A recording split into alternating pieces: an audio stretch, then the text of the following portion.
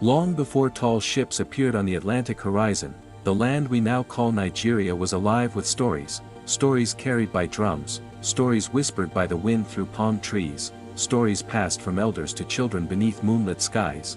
This is one of those stories, not of kings or battles, but of ordinary people, and how their lives were changed forever. In a quiet village near the river Niger lived a boy named Sola. Sola was not rich, he was not famous, but he was happy. Each morning, he followed his father to the farms. Each evening, he listened to his grandmother's tales, stories of ancestors, bravery, and wisdom. His village believed in community.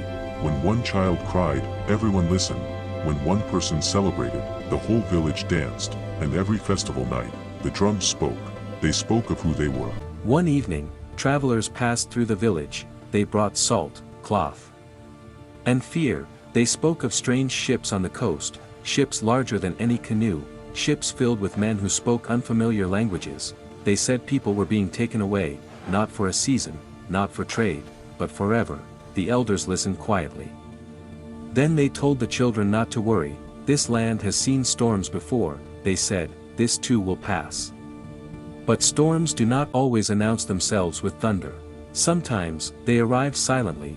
It happened before dawn, no drums, no warnings. Sola woke to shouting.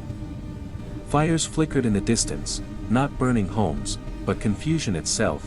People were running, some were captured, some escaped into the forest. Sola felt a strong hand pull him. It was his mother. Run, she whispered. They ran, but not far enough. Sola remembers her voice calling his name as he was separated from her in the chaos. That was the last time he saw her. Sola was forced to walk for days, not alone, never alone, but always lonely. Beside him were others, a girl who clutched a broken bracelet, a man who hummed songs from home, a child too young to understand why he couldn't go back.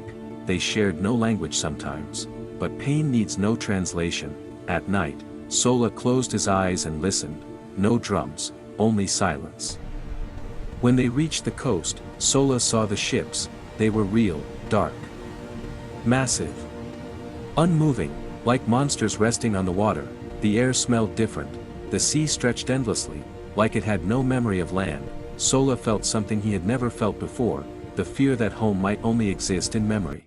Among the captives was an elderly man named Baba Ade. His hair was white, his back bent, but his eyes were strong. Each night, Baba Ade whispered stories, quietly, so only those close could hear, stories of Nigeria, of rivers, festivals, and ancestors. They can take our bodies, he said softly, but only we decide what happens to our stories.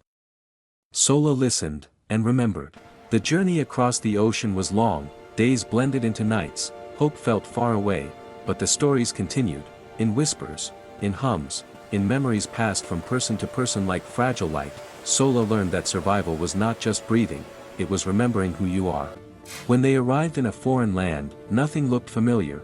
The sky felt different, the soil smelled strange. Sola grew older there. He worked, he endured, but at night, he became something else, a keeper of stories.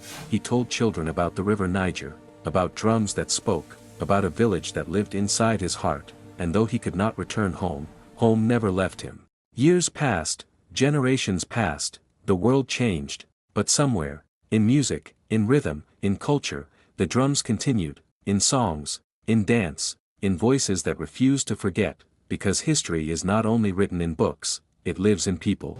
Today, when you hear African drums, when you see Nigerian culture celebrated around the world, remember Sola, remember Baba Ade, remember the millions whose names history did not record, but whose strength shaped the future.